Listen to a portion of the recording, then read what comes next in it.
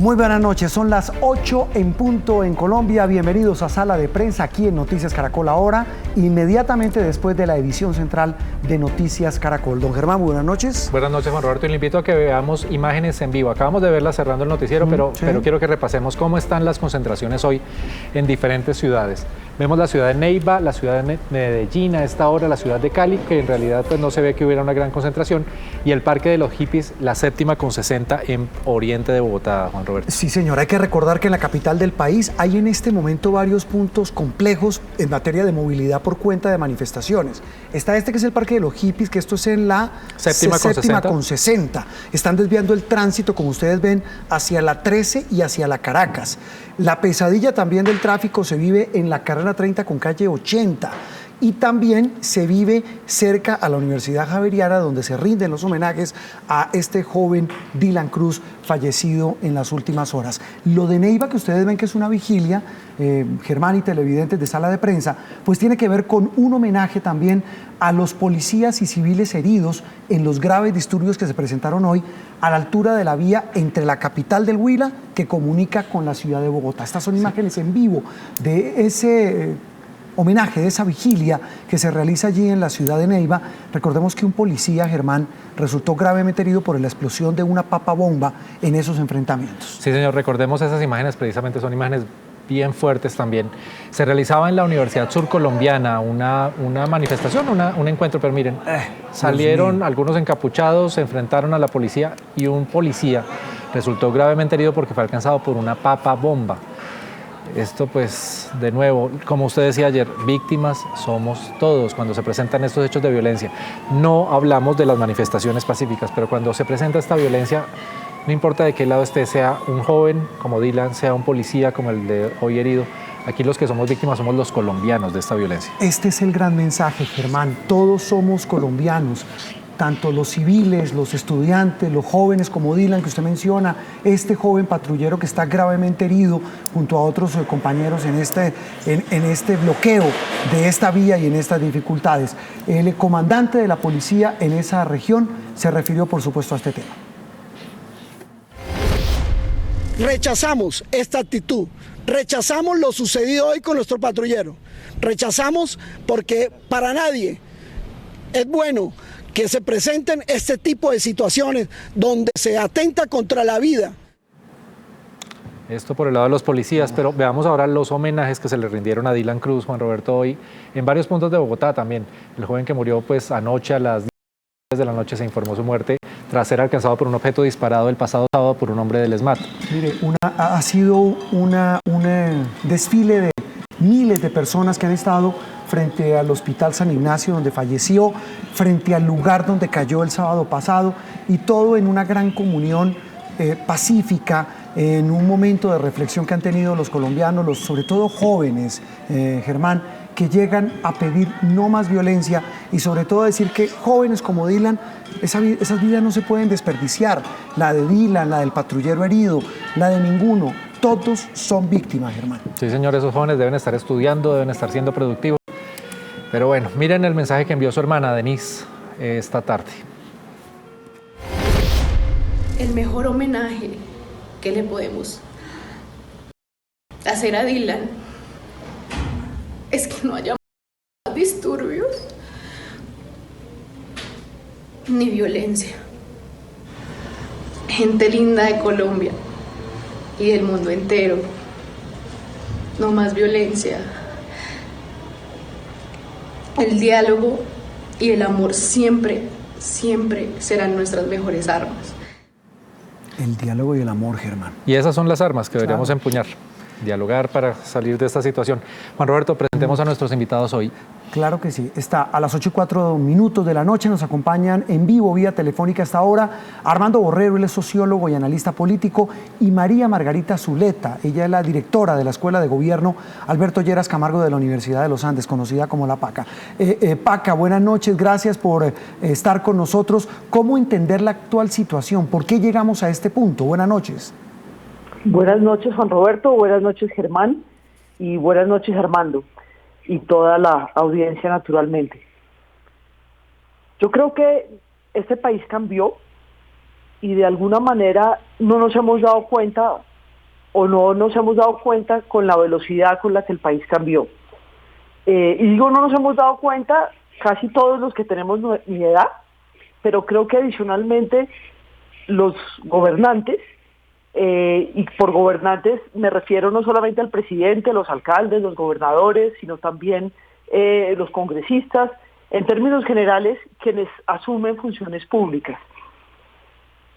Este país cambió yo creo que de una forma muy positiva en los últimos años, teniendo un proceso de paz que nos muestra cosas súper positivas, el número de homicidios por cada 100.000 habitantes. Tuvimos unos avances muy importantes en el ingreso de las personas. Creció muchísimo la clase media en Colombia, mucha gente dejó de estar en la clase pobre y cuando en la clase baja, con ingresos muy bajos, y lo que pasa cuando uno está en esas posiciones es que empieza a buscar más bienestar y empieza a querer mayor equidad. Y este país, a pesar de estos avances, sigue siendo muy inequitativo.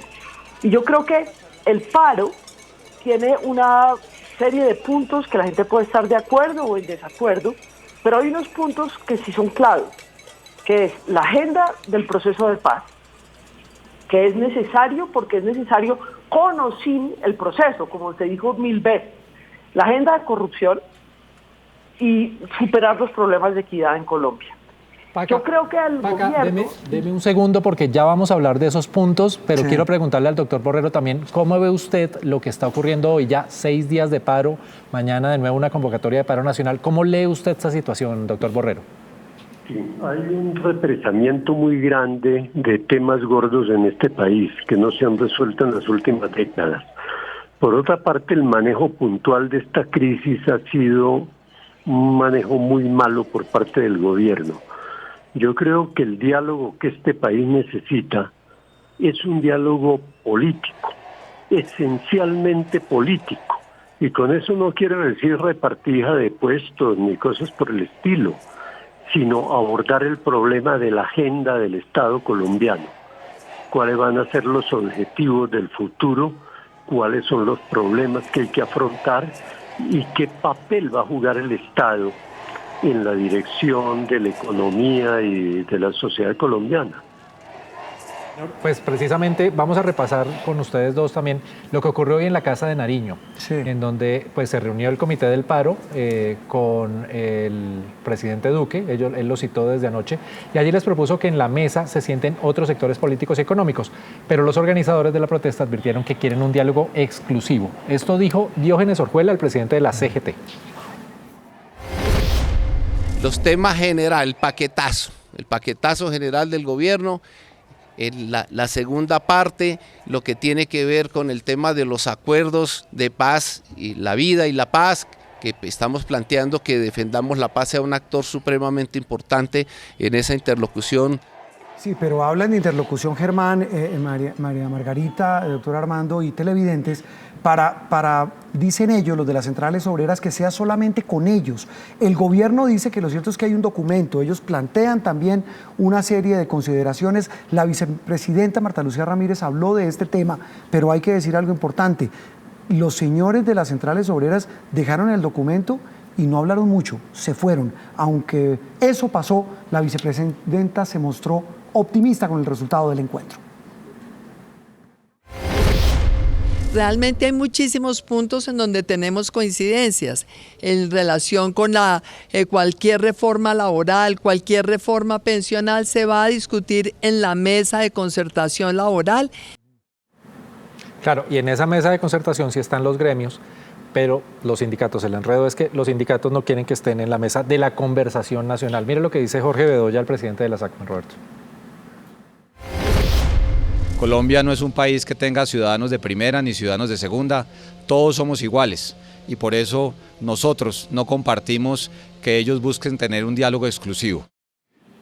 Bueno, mientras vamos a seguir viendo las imágenes de lo que pasa en las calles de Bogotá, Medellín y Neiva, consulto de nuevo a nuestros invitados. María Margarita, usted hablaba de esa agenda cuando estábamos iniciando este diálogo, esa agenda que incluye temas económicos, sociales, educativos, y que muestran, como usted lo señala, el cambio de un país.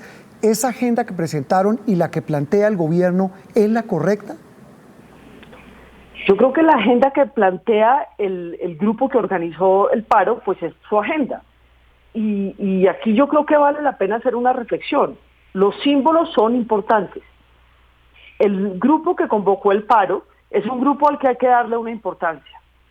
Y el presidente, pienso yo, había debido atenderlos. Después, naturalmente, el diálogo o la conversación nacional, como le han dicho, tiene que ser con muchísimas personas. Pero ese mensaje simbólico de decir, yo los oí, y yo los oí a ustedes y estoy interesado en tener un contacto con ustedes, organizadores del paro, yo creo que faltó. Yo creo que ese pedacito faltó, porque hubo una reunión con gremios sin ellos. Y además no se nos puede olvidar que es que la respuesta del diálogo nacional o de la conversación nacional es a unas solicitudes que están haciendo ellos. Entonces yo creo que ese espacio simbólico era importante. Sobre la agenda, me parece que es la agenda importante del país desde hace muchísimos años. Paz, equidad, y naturalmente para que haya paz y equidad pues tiene que haber legitimidad, y para que haya legitimidad pues hay que tener integridad. Doctor Borrero, ahora le traslado la pregunta a usted. Usted hablaba que teníamos que abrir una discusión política. Los que se sientan hoy como promotores del paro en la Casa de Nariño representan a esa ciudadanía que estamos viendo en la calle, a esa generación, a esos jóvenes que están saliendo masivamente a las calles. ¿Usted cree que ellos también están ahí representados o que deberían ser incluidos de otra forma en esta discusión política que usted planteaba? Yo diría que parcialmente, pero primero quiero anotar algo. El gobierno planteó una conversación nacional que se concretó en consultas dentro del mismo Ejecutivo, distintos niveles del Ejecutivo, hablando de sus prioridades, de sus proyectos, etcétera. Esa es una tarea rutinaria del gobierno. Eso normalmente es lo que hace Planeación Nacional y puntualmente en su sector cada ministerio. Pero eso no es un diálogo, el diálogo que se necesita ahora ante la situación que tenemos. Cuando digo un diálogo político, eso implica a los partidos políticos, pero también a organizaciones de la sociedad civil que sean relevantes, también a la academia, que no puede estar ausente de esto, para hacer grandes definiciones. Es que tenemos problemas como el proceso de paz. Sabotear el proceso de paz es una equivocación histórica de una dimensión inimaginable y no muy difícil de entender que eso esté sucediendo en Colombia. Los acuerdos hay que cumplirlos, incluso acelerar los procesos de concreción de esos acuerdos de paz. Tenemos problemas en el campo del medio ambiente que no están en el campo únicamente del medioambientalismo, sino que tienen que ver con problemas muy serios del campo colombiano, como la ganadería extensiva, la minería ilegal, el problema del narcotráfico, el cultivo de coca, que hay que afrontarlo con una visión distinta. No podemos seguir en el simplismo de glifosato o no glifosato. Hay que ir a la comunidad internacional a convencerlos de que las estrategias que hasta ahora se han intentado no funcionan. Es decir, hay un montón de temas gordos, como dije al principio, que requieren decir cuál es la orientación del Estado frente a esto. En los años 80 la agenda del Estado en el mundo cambió. El Estado empezó a retirarse de muchas funciones y es evidente que eso no funcionó. Tampoco el otro extremo es deseable, pero tenemos que encontrar el papel del Estado colombiano. Y el gobierno debe tener un concepto claro de lo que es el Estado y de lo que es la política, ¿no? Sí. Es muy preocupante este diálogo de sordos que hay. Ahora, las organizaciones del paro representan una parte de la sociedad colombiana muy importante.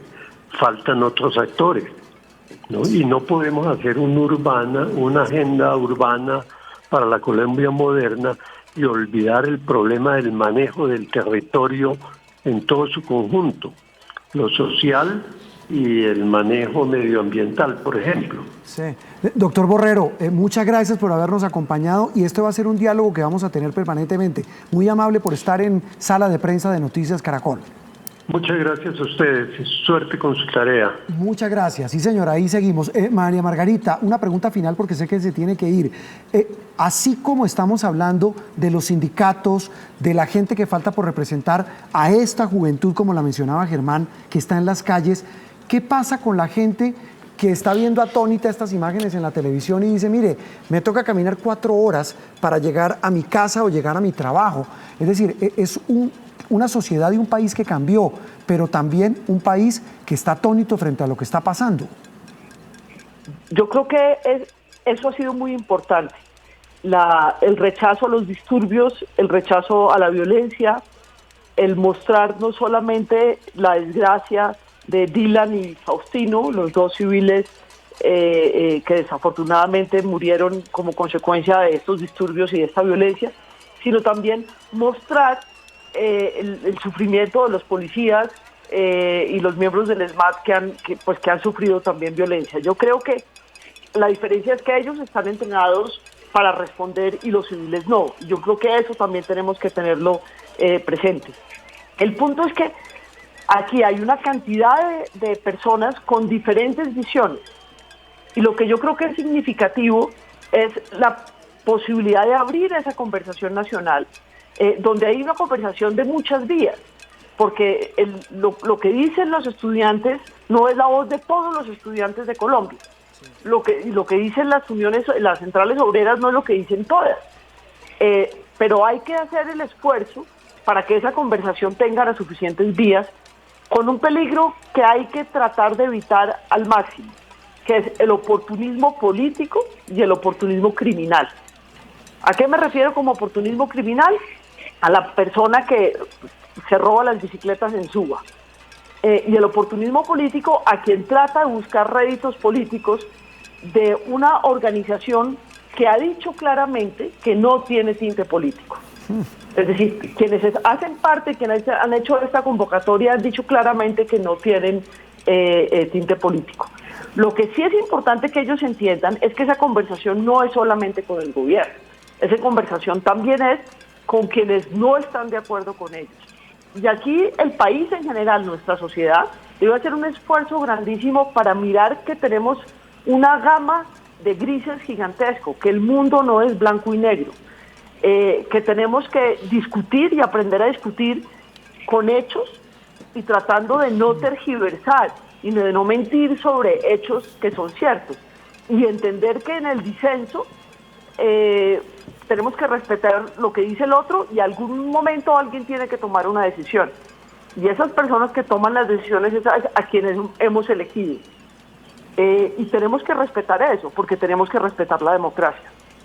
Yo creo que es muy triste, pero es una muy buena oportunidad para que como sociedad avancemos en el respeto por las ideas del otro y que revisemos, como decía Armando, cuál es la agenda de Estado colombiano que tenemos, cuál es la apuesta que esta sociedad tiene para el futuro.